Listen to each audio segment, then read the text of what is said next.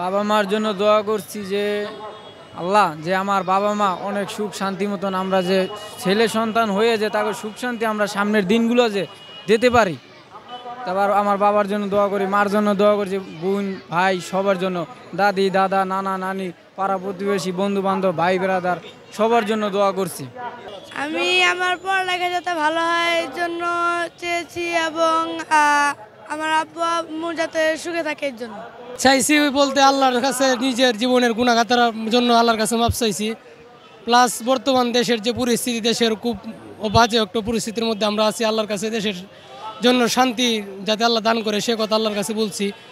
দেশের কবরবাসীর জন্য দোয়া করছি।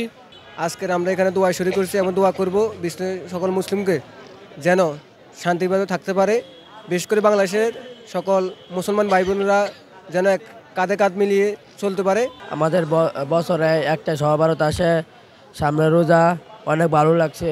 এই বাইতুল মুকাররমে প্রথমবার আসায় নামাজ পড়ায় বাবা মার জন্য দোয়া, এখন সবার মুসলিম ভাইদের জন্য দোয়া চাইছি সবাইকে জন্য ভালো রেখে।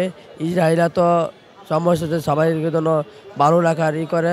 বিশ্বের সকল মানুষ সকল মুসলমানই আমরা ভাই ভাই এবং সকল মুসলমানদের জন্য আমাদের দোয়া করা এটা আমাদের কর্তব্য এবং আমি বিশেষ করে সকল মুসলমানদের জন্য দোয়া করছি।